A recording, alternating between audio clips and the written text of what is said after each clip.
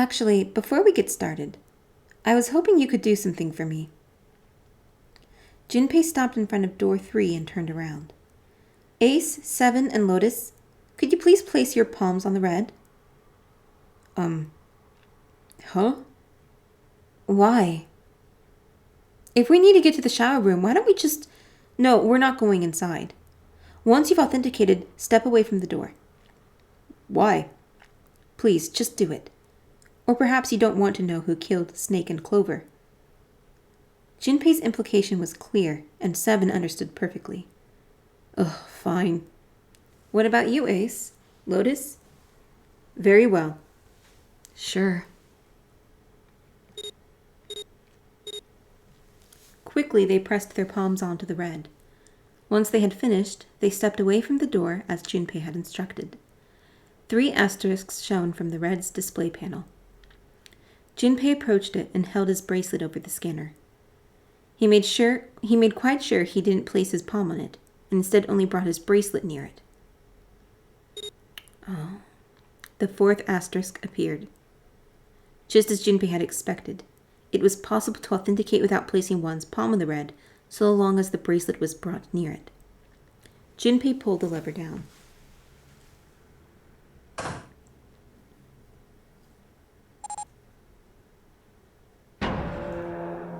Door 3 opened like a hungry animal. 9 long seconds passed,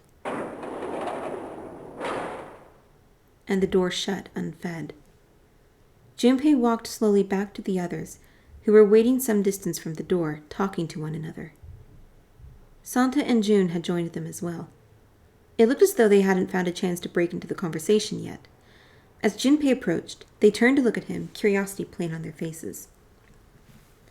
Before long, the other 3 did as well. Clearly, they were all expecting some answers.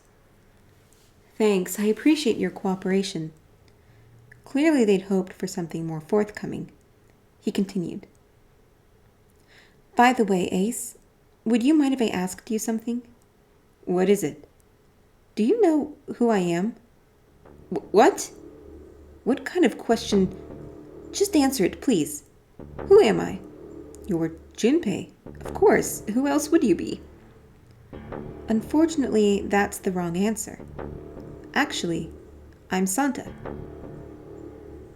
What?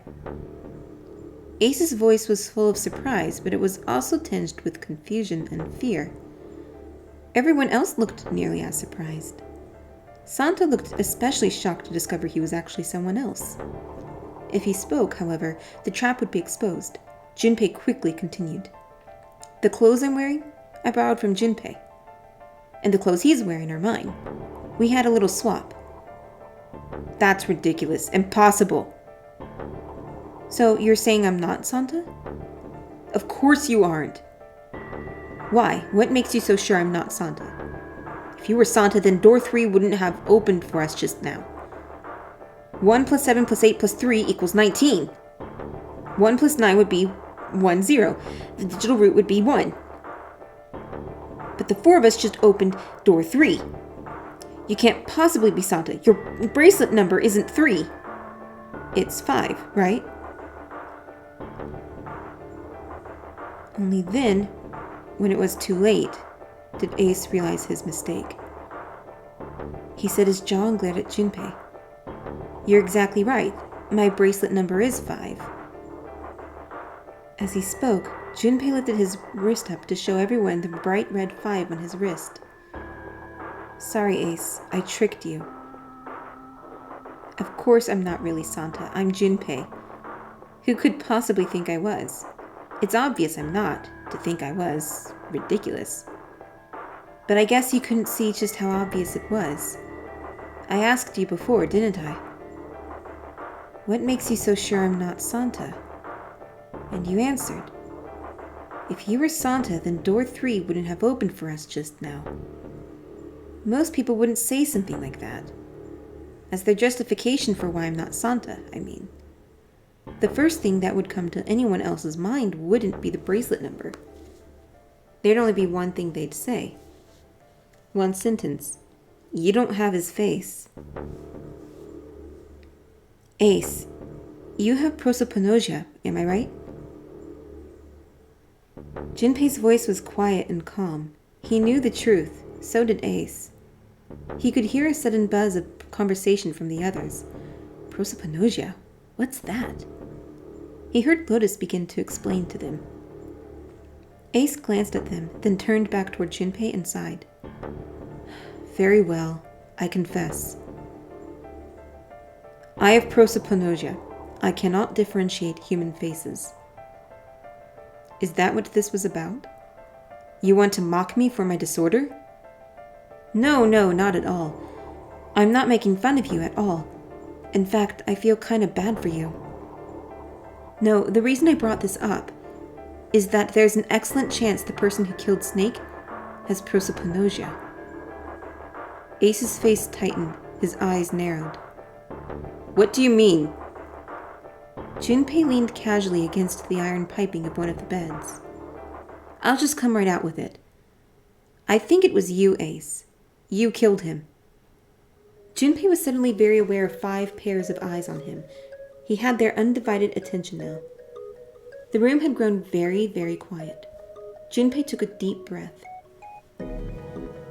That's ridiculous. What possible evidence do you... I have 3 pieces of evidence. The first, think back to a few hours ago. You made us argue over the 3 doors here in the big hospital room. There was no way all 7 people could go through them. Lotus suggested that we sacrifice one of us. Lotus looked away awkwardly. Junpei glanced at her and continued. Then you, Ace, said, I'll stay here. Why would you say something like that? It's pretty simple, really.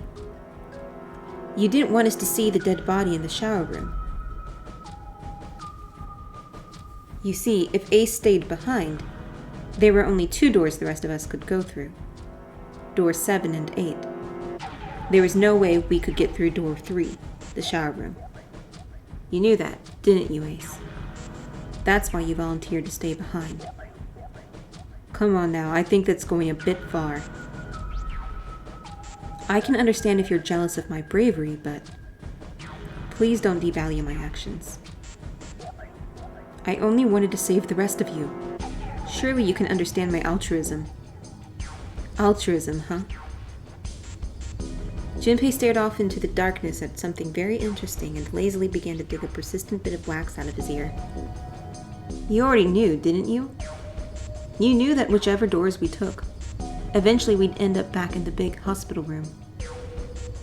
What on earth are you saying? Of course I didn't know that. How could I have? Really? Yes. Pleading was not something they'd heard from Ace before. Junpei pulled a piece of wax from his ear, glanced at it, and flicked it off into the darkness. Ah, well, that's cool.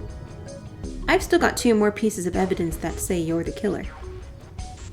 The second is that, as I said earlier, you have prosopagnosia. Then you mean to imply that a person who can't distinguish human faces must be a bad person. Junpei, they call that prejudice. No, I'm not that stupid. Then why? Well, before I explain, I suppose there's something I should tell you. The corpse in the shower room? It's not Snake's. What? Ace's face went pale. The others looked confused as well. If the body wasn't Snake's... I didn't put it together right away, but there was something Clover told me. She said that Snake's left arm was prosthetic. He lost his real arm in an accident. But the body we saw in the shower room, let's call him Guy X. Guy X's left arm was definitely flesh and blood. In other words, Guy X couldn't possibly have been Snake. Oh God. No, that's impossible. Ace had started muttering deliriously to himself, shaking his head back and forth. Junpei was long past caring. Let's say, hypothetically, that the killer didn't have prosopagnosia. If that were the case, he would immediately realize that Guy X wasn't Snake. Even if the clothes were the same as Snake's, their faces would be completely different. It would have been obvious they were different people. And yet they still killed him. Why? Why would they kill a stranger who'd only just shown up? On the other hand, if the killer did have prosopagnosia, it makes sense. They thought Guy X was Snake and killed him. Wait just a moment. Let's say you're right and I mistook Guy X for Snake. Even if I did, I would have had no motive to kill him. Why would I want to kill Snake? I can think of at least two motives. One, Snake knew about your past. If he ever revealed what he knew, that would have been really bad for you. You really didn't want that to happen. So, to make sure Snake's mouth stayed shut, you killed him. 2. Snake had a grudge against you. You knew that, or at least you could have easily assumed he did. Even without exposing your identity, he was a threat to you. You never knew when you might be attacked. You couldn't ever let your guard down. Every moment was a moment he might try something. You didn't want that kind of danger hanging over you, so you... Hey, hold on a minute. For the first time since the beginning of Junpei's explanation, someone besides Ace spoke. What's the past that Ace wouldn't want us to know? Why did Snake have a grudge against him? Look at this. He handed Santa a small piece of paper. Santa squinted at the paper and began to read. The nonary game was played once before 9 years ago. The person with the number 2 bracelet attended the game 9 years ago. It was planned by the following 4 people. Credo Pharmaceuticals CEO Gentaro Hongo. What is this? Slowly, Santa looked up from the paper. His eyes met Junpei's. It's the message from Zero. It was in the safe in the first-class cabin. Then, suddenly... Give me a break. Ace's face was red and shaking, and his voice was full of fury tinged with desperation. That paper is a lie. Someone is trying to frame me. Me. You said me, right? Junpei's eyes narrowed, and the trap began to close. Ace inhaled sharply. His eyes flicked off of Junpei to something, anything else. Wouldn't that mean that you're admitting you're Hongo, the CEO of Credo Pharmaceutical? Or am I mistaken? It was as though a switch had been flipped. The color drained from Ace's face, and as he realized what he'd done, his eyes went wide. Very well, I admit that much. I am certainly the CEO of Credo Pharmaceutical, Gentaro Hongo. So what if I am? I don't know anything about this nonary game that supposedly took place 9 years ago. Everything on that scrap of paper is bullshit. Someone is trying to set me up, you see? First of all, Ace stammered as he tried desperately to work himself to a more tenable position. Junpei, you're claiming I did all this by myself. Think that over, alright? How could I have killed Snake all by myself? Not Snake, it was Guy X. I don't care who it was! You said the killer put this other man into door 3, right? Yeah, maybe. Then I couldn't have possibly done that alone. I couldn't have opened door 3 with only myself and Guy X. Nope, you could have.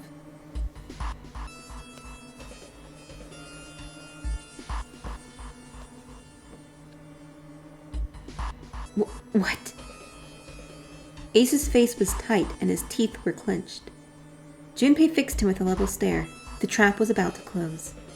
Actually, Ace, when you were unconscious, I took something from you. Remember when you were injected with that anesthetic and fell asleep in the big hospital room? Yeah, back then, I took this. Junpei put his hand into his pocket. No, you couldn't have. Ace's right hand moved. Junpei smiled. I got you, Ace. Your right hand there tells me all I needed to know.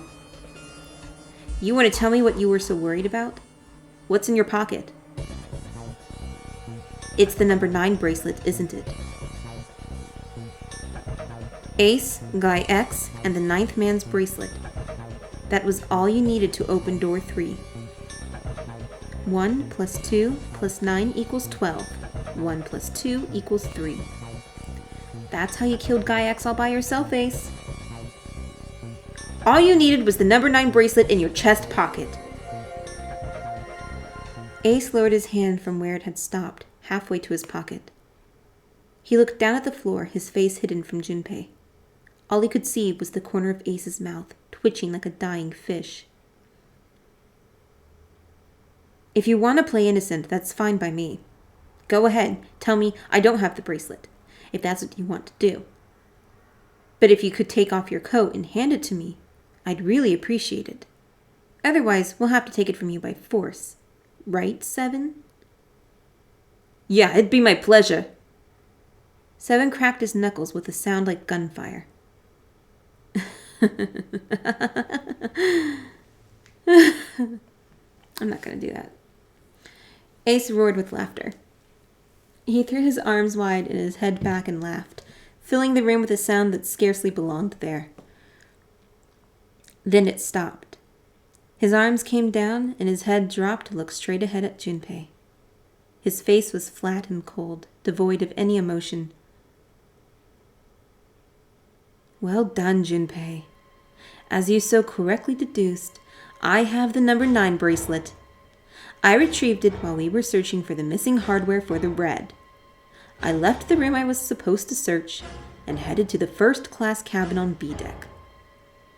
His voice showed no emotion, no sense of remorse or interest. It was almost bored, as though he were reciting an especially dull corporate letter. My purpose was to obtain the number 9 bracelet. 9 is a potent ally in the nonary game.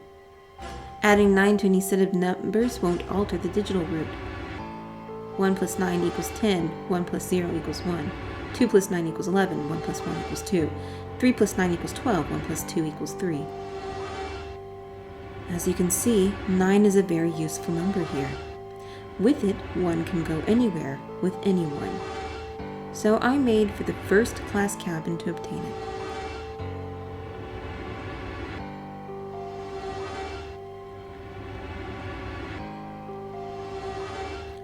Ace successfully acquired the number 9 bracelet. He also found an unexpected bonus, the knife the 9th man had been holding. He slipped both of them into his chest pocket and left as quickly as he'd come. He walked down the stairs and headed back to where he was supposed to be. That was when he met Guy X and mistook him for Snake. Snake was on his way to the large hospital room and had not noticed Ace behind him. Ace made sure it stayed that way.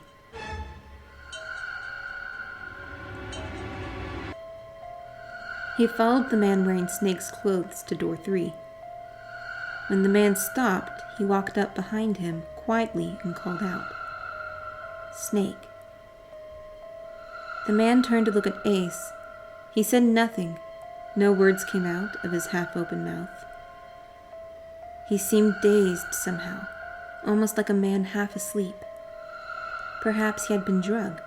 It didn't matter to Ace. Ace was certain the man was Snake. He knew Snake had been a part of the nonary game 9 years before. Snake hadn't recognized Ace immediately, but he was blind. That much made sense. Why then hadn't Snake said anything to him? Surely he hadn't forgotten what had happened to him in the nonary game, but not once had he attempted to confront Ace. Perhaps his lack of sight had prevented him from recognizing Ace. Or perhaps Snake had conspired with Zero to deceive Ace. In either event, he was a threat, and it was better to deal with him sooner rather than later. Ace's mind was made up. He moved. He held the number 9 bracelet over the red. He waved his own bracelet in front of the red, and finally grabbed Snake's arm and shoved his hand against the scanner panel. The door opened. Ace threw the man through it. 9 seconds later, the door shut.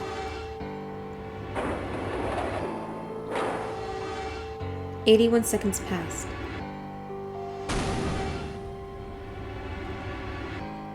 The man inside the door passed away.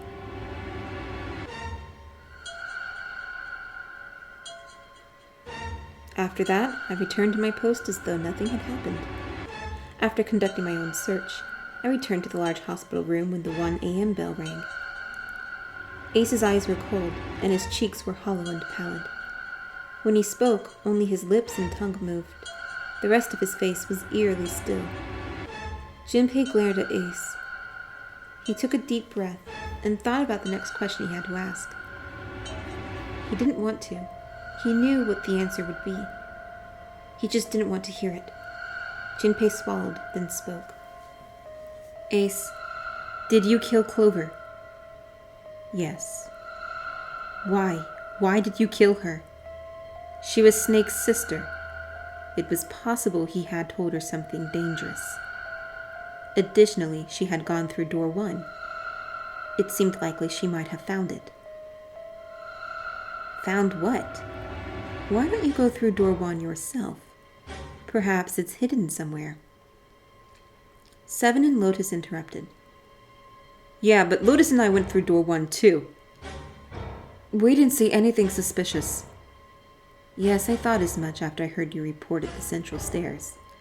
I doubt the two of you could find it. But perhaps Clover was different. Perhaps she had found it. I was, therefore, desperate to find her. And at last I did in the first-class cabin. I spoke very calmly. Did you see it? See what? Don't act as if you don't understand. You were in the captain's quarters, weren't you? Uh-huh. What are you talking about? Very well. By the way, what are you doing here, Clover? What? Nothing. There's blood on your shoes. It looks fresh. Did you go take a look at the 9th man's corpse? I see. Your silence suggests that you noticed. You saw something, didn't you? You saw that his bracelet was gone. Clover ran. She made for the exit, but Ace stood in her way. You aren't going anywhere. He caught her by the collar as she passed and threw her to the floor hard. She leaped back up and darted past him into the hallway. Ace followed at a run.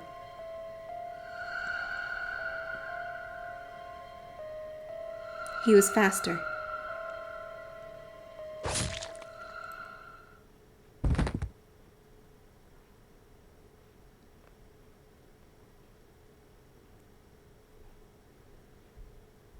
That was how I killed Clover. His face hadn't changed. If he felt guilt or remorse or anything one might feel after taking the life of another human being, it didn't show. You son of a bitch! Seven's whole body trembled with rage, and his voice rumbled with hate. Santa's eyes were bloodthirsty, and Lotus and June's faces were distorted by anger and hatred. Ace looked at them and smiled. It was a cold, cruel thing with no humor in it. He shook his head and sighed. I admit it, I have lost completely and utterly. But don't misunderstand, Junpei. I didn't lose to you. I lost to Zero, not you. I'm rather disgusted with myself for falling into such a simple trap. And it was a trap, make no mistake. I was trapped and manipulated by Zero. The man I killed in the shower room? If he wasn't Snake, then I have no idea who he was. But he was wearing Snake's clothes, and that was no coincidence. He had also been injected with something that reduced his cognition and prevented him from identifying himself or resisting me. And we can't forget the components that were removed from the red before we arrived. I have no doubt that Zero planned all of this. Zero made sure I would kill that man. It follows, of course, that Zero knew everything I would do. That I would try to take the number 9 bracelet. That I would try to kill Snake. Everything. Suddenly, Junpei remembered the paper he'd found in the safe. He remembered the last words Zero had written on it. I must punish them for the innocent lives they sacrificed. This is the only warning they will receive. That innocent souls might be saved, I now state the truth. Zero. And he remembered other words, words he'd heard from Clover. I think Zero is one of us. One by one, Junpei looked at the 5 people standing in front of him.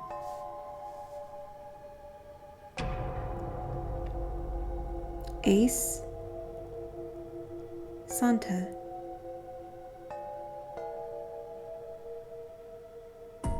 June. 7. Lotus. 0 is one of us. No. Junpei paused. There is one more person. Snake. It was clear now that the man who died in the shower room was not Snake. That meant that Snake was almost certainly still alive.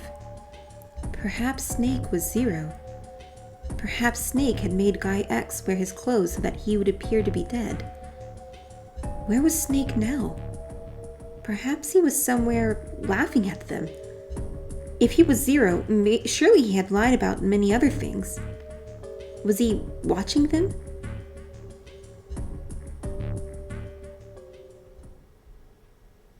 Well, I believe I've finished with my confession. Why don't we get moving? He sounded as if he'd just finished doing nothing more exciting than describing the weather. For Santa, it was the last straw. What the hell is this shit? You aren't going anywhere, you son of a bitch. We're gonna leave your ass here to rot. Why? Because I killed Clover? That's ridiculous. Why are you so upset that I killed the little bitch? She was nothing to you, a stranger you only met a few hours ago. Am I wrong? You bastard. 7 roared and lifted a fist that would likely have shattered Ace's jaw, but someone else was faster. It was Lotus. She stepped toward Ace, raised a fist of her own, and drove it straight into his nose. You've got some fire, don't you? I confess, I rather like a tough woman. Well, maybe you'd like another one then. Before that, let me give you one of my own. Huh? Lotus scarcely had time to blink. Ace snaked his arms around her and pulled Lotus's back up against him. In the same motion, he reached into his coat pocket. It was a gun, the revolver. Almost lazily, he tilted it to point at Lotus's head. If any of you so much as blink, I won't hesitate to pull this trigger. I've already killed 3 people. Don't think I'm not ready to make it 4. 3 people? What do you mean? Very well. Let me take this opportunity to illuminate you. The person who killed the 9th man was me. Although I suppose to be more accurate, I encouraged him to get himself killed. While we were examining the main staircase,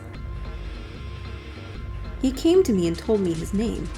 I recognized it at once, so I gave him a little push, just a little white lie. It seems the settings for the dead were altered. Now it only requires a single person to deactivate the detonator in the bracelet. Investigate what's beyond door 5. We'll meet again later.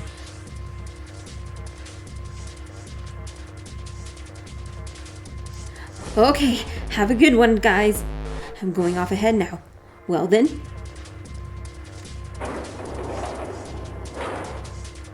Shit, why isn't it stopping? God damn it!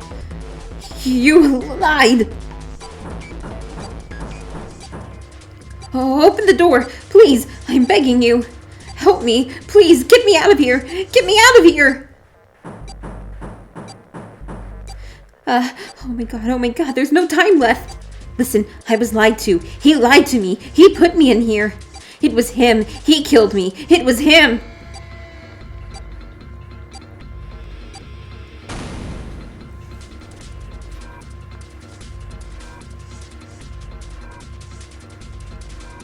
I had 4 reasons for killing him. 1. As I said before, in the nonary game, the number 9 bracelet is of utmost importance. If I had allowed him to keep such a useful tool, he, or it, would have become a threat to me. As such, I decided that he should be eliminated early on. 2. I wanted the number 9 bracelet. If I could manage to obtain it, I would be able to manipulate the game as I saw fit. I would be unable to acquire the bracelet unless its owner was dead. 3. Even setting aside his number, he would have been nothing but trouble for me. He was aware of my past. He knew what happened here 9 years ago. It was important that I eliminate him before he was able to disseminate this information. 4. Lastly, I wished to conduct a simple test. A test to see if this nonary game was serious or a poor attempt at a joke. I needed to be quite sure. As such, I encouraged him to act against the rules so that I might observe the outcome. Junpei glared at him. I don't get your third motive. What the hell happened 9 years ago? Didn't I say the nonary game was played? I planned it out, and I conducted its execution. Why? What on earth was it supposed to do? I don't really think I have any obligation to tell you that. Ace smirked. He was trying to provoke them, and it was working. Although Ace had paid very little attention to Lotus after catching her, the gun had never wavered from her temple. She looked quite pale, and when she spoke, her voice shook. Goodness, come on. Hey, what's with this gun? Where did he get this? Why don't you tell her, Santa? Santa ground his teeth and glared at Ace. On the other side of door 6. We found the gun in the coffin in the cargo room, right? The bastard must have grabbed it when we weren't looking. Indeed I did. That was a pretty serious mistake, you know. Just saying you intended to leave it behind. Ace laughed, a short, derisive snort, and gave Junpei a sickeningly empty look, pitying look. Well, there isn't much time left. I'll be off then. Well, where are you going? Do I really need to explain? I had assumed it would be obvious. I have the number 9 bracelet, and now I have Lotus. 9 plus 8 plus 1 equals 18. 1 plus 8 equals 9. Wasn't there a door with a 9 on it in the room that looked like a church? That's where you're going, isn't it? And how do you know that? Santa told me about it while we were looking for Clover. I see. Well, you are correct. That is my destination. But now I must say goodbye to all of you. And please, don't forget my warning. Move and I'll pull the trigger. I don't need her alive to open the door, you know. As he spoke, Ace began backing toward the door, practically dragging Lotus behind him. Junpei, Santa, Jun, and Seven stood, frozen. Ace had the face of a man gone mad. They had no doubt he would pull the trigger. Ace had reached the exit. He forced Lotus to open it, then turned and addressed them once more. Goodbye. Then he stepped through the door. It fell shut. In the blink of an eye, they were gone. As soon as Ace and Lotus were gone, Junpei and the others leaped for the door in pursuit of Ace. But as Junpei laid his hand on the doorknob, there was a noise behind him. He looked over his shoulder. Jun was kneeling on the floor, breathing heavily. Hey, Jun, what happened? Are you all right? Santa ran to Jun and wrapped his arm around her before she could collapse all the way. Jesus, you're burning up. Your fever's back. Are you okay? Jun's fever had returned, again for no apparent reason. Her eyes were watery and her eyelids drooped. Her breath came in dry, shallow gasps. I'm okay. Really, I'm fine. You should be worrying about Lotus. She was breathing hard now, and she could barely summon the strength to talk. Junpei was torn. He couldn't leave Jun alone in the state she was in. But every moment they waited, Ace was farther away, Lotus's life in his hands. What was Junpei supposed to do? Jun's eyes drifted to Junpei's. She managed to muster a weak smile. Jumpy, don't worry about me. I just need a little rest and I'll be fine. Don't you remember? I just needed to rest a little bit last time. So please save Lotus. Think about what Ace has already done, Junpei. When he's got what you what he needs from Lotus, you really think he's gonna let her just walk away? God damn it. You guys go on ahead. Soon as Jun starts feeling better, we'll follow you. Go! Junpei looked at Jun. She nodded once. She couldn't manage much more. But it was all the confirmation Junpei needed. His resolve was set. All right, come on, Seven. We're going after Ace. Hell yeah. Santa, you take good care of Jun. I'm trusting you. Santa nodded. Junpei turned before he had a chance to change his mind and started running toward the door. Let's go. Junpei and Seven exploded into the hallway, their feet pounding the metal floor as they ran.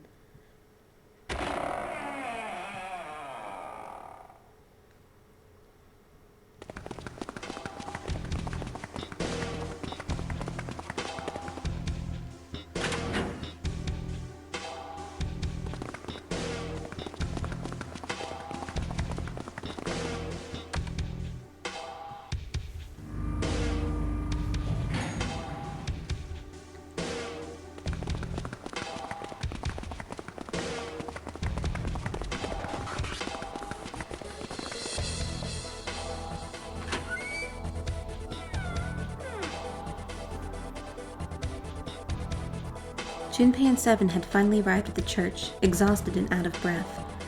As their lungs struggled to catch their breath, their eyes frantically scanned the room. No sign of Ace or Lotus. You think they already went through? He reached up to wipe a palm full of sweat from his brow. Maybe.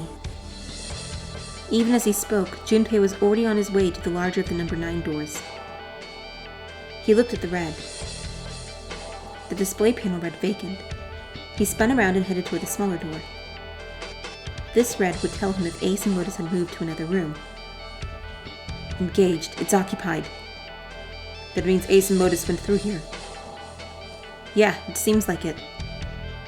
Junpei and Seven stepped away from the door.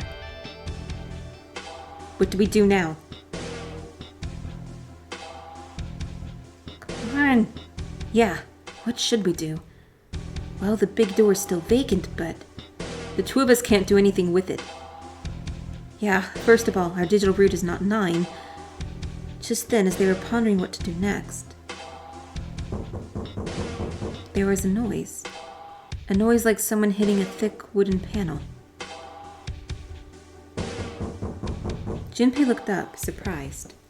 Seven followed suit, his eyes jumping around the room, looking for the source of the sound. It wasn't long before they found the altar. Or more precisely, what was on it. The coffin. Yeah.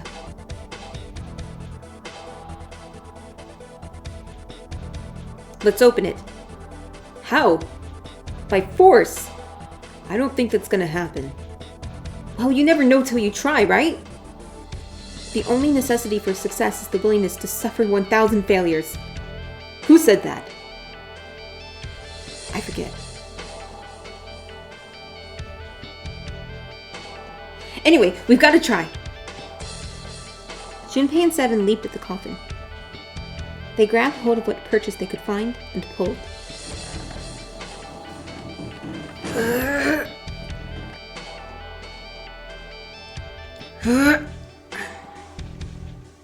Damn it. See, didn't I tell you? If you could just pull it open, why would it have something like that? Seven pointed at a keypad on the side of the coffin. Right, so unless I put in the right passcode, it's not going to open. The noise hadn't stopped. In fact, as it continued, it had only gotten louder and more forceful. What were they supposed to do, Junpei wondered. Was there some sort of clue somewhere? They stood there for a few moments, staring at the coffin, and then Seven spoke. Hey, Junpei. I remember you mumbling about some weird numbers over by the bathroom in the first-class cabin. You got those numbers by solving the secret message Clover was holding, right? Truth had gone, or something like that. Yeah, that's right. What about it? Well, maybe that number's the passcode for this thing, too. Come on, that's impossible. Those numbers were the code to unlock that safe. Yeah, but the person who set up that safe in this coffin is the same person, right? 0 set up both of these. Yeah, probably. Well, then they might have set the same passcode for both of them. That's ridiculous. Why don't you just try it? I mean, it's not like you'll make things any worse. It'd just be a waste of time. There's no way they're the same number. Dude, just give it a shot. How do you know that? You never know until you try.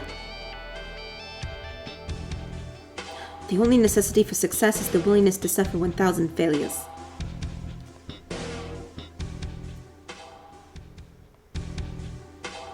Who said that? You. Fine. He knelt down in front of the keypad and looked at it. Perhaps because he'd repeated them so many times before, the numbers came easily to Junpei's mind. 1438-3421. Quickly, he typed them in.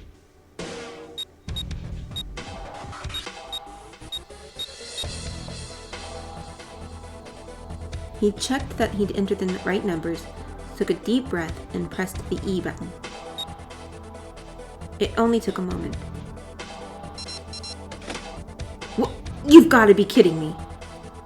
There was a click. And with a heavy clunk, the lid of the coffin slid off onto the floor.